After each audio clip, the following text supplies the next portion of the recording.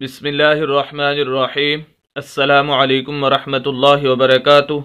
Welcome my YouTube channel हाफिज़ शफ़ीक। मज़ीद सामीन, उम्मीद करते हैं कि सब खैरियत और आफ़ियत के साथ होंगे।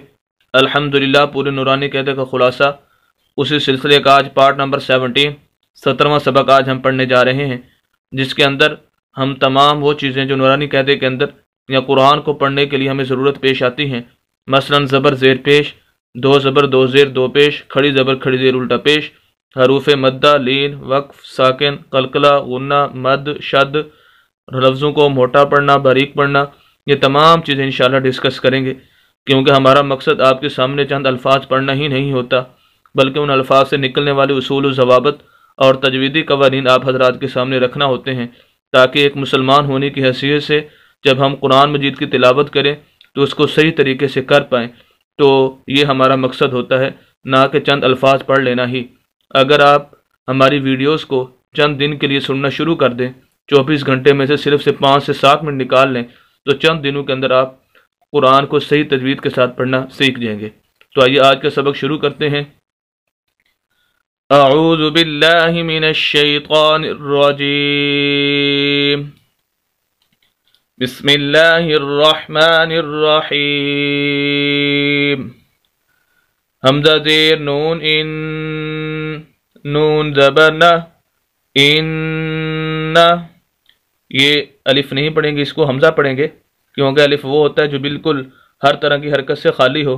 जैसे उसके ऊपर नीचे कोई हरकत आ जाए फिर वो अलिफ नहीं बल्कि हमज़ा कहलाता है। जैसे यहाँ पर इसके नीचे शेर आ गई, तो अब इसको हम हमज़ा को मिलाएंगे आगे नून के साथ, क्योंकि नून मुशद्दद है, शद, और ये शद की अलामत और निशानी है। जिस लफ्ज़ के ऊपर भी शद आ जाए उस लफ्ज़ को 2 मरतबा पढ़ा जाता है।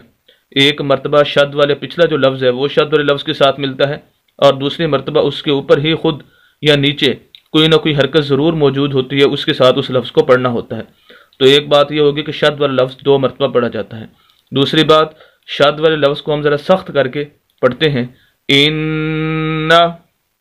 यहाँ तो तीसरी बात भी पाई जा रही है, वो ये है कि यहाँ पर गुन्ना भी है, क्योंकि नून मुशद्दद है, शद वाला है, और जहाँ भी नून मुशद्दद आ जाए वहाँ पर गुन्ना होता है। शर्त यह है कि आगे हरूफ हल्की में से कोई लफ्ज़ ना आ जाए।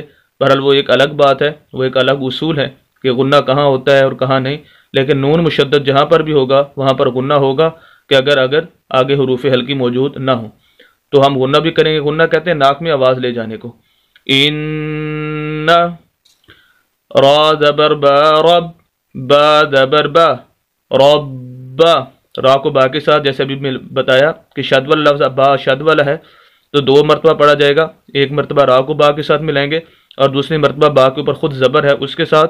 और दूसरी बात यह है कि बा को सख्त करके हल्की सी आवाज़ को रोक कर, रब्बा, रा ज़बर बा रब, बा ज़बर बा, रब्बा, हा पेश मीम हुम, रब्बाहुम। हा को मीम के साथ, मीम साकिन है, तो जिस तरह नून मुशद्दद पर गुन्ना होता है इसी तरह मीम साकिन पर भी गुन्ना होता है। और इसी तरह 2 ज़बर 2 ज़ेर 2 पेश जिसको हम तनवीन बोलते हैं उस पर भी गुन्ना होता है। तो बहरहाल रब्बाहुम, बा ज़ेर बी, हा ज़ेर मीम हिम, बिहिम, इन्ना रब्बाहुम बिहिम। यहाँ तक एक लफ्ज़ हमारा पूरा हो गया।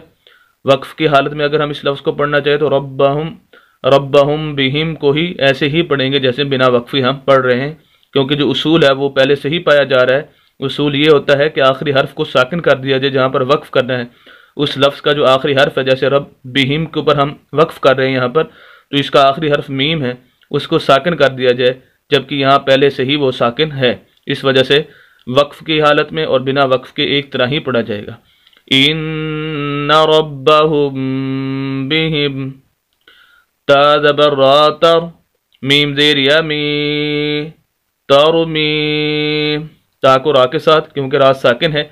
जिस तरह शद वाला लफ्ज़ खुद ब खुद नहीं पढ़ा जाता, जैसे बताया कि उसको पहले पिछले लफ्ज़ के साथ मिलाना होता है, इसी तरह जो साकिन लफ्ज़ होता है वो भी खुद ब खुद नहीं पढ़ा जाता, उसको पिछले लफ्ज़ के साथ हेल्प देनी होती है, उसकी मदद करनी होती है पिछले लफ्ज़ ने। तो ता को हम रा के साथ मिलाएंगे। इसी तरह मीम को भी या के साथ, क्योंकि या साकिन है। और दूसरा ये कि हम मीम को लंबा कर रहे हैं, तारुमी। वजह यह है कि ये या मद्दा है। वैसे हरूफ मद्दा 3 है, अलिफ मद्दा, वाव मद्दा और या मद्दा। अलिफ मद्दा की अलामत और निशानी, वाव मद्दा की अलामत और निशानी, या मद्दा की अलामत और निशानी, मुस्तकिल एक वीडियो मेरे चैनल पर मौजूद है, वहाँ पूरी डिटेल के साथ आप देख सकते हैं।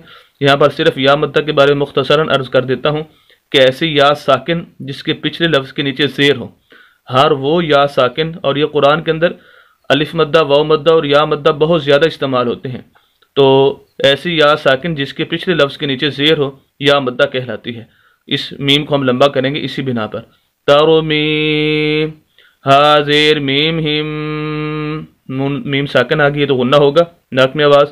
तरोमीहिम बाज़ेर बी, हाज़ेर ही, बेही, जीम ज़बर अलिफ जा, बेहिजा, जीम को इस बिना पर खींचने के इसके आगे अलिफ है और ये अलिफ मद्दा है।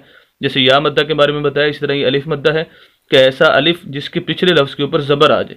हर वो अलिफ जिसके पिछले लफ्ज़ के ऊपर ज़बर हो उसे अलिफ मद्दा बोलते हैं, और ऐसे लफ्ज़ को लंबा करके पढ़ते हैं। तो इस वजह से हम जीम को लंबा करेंगे।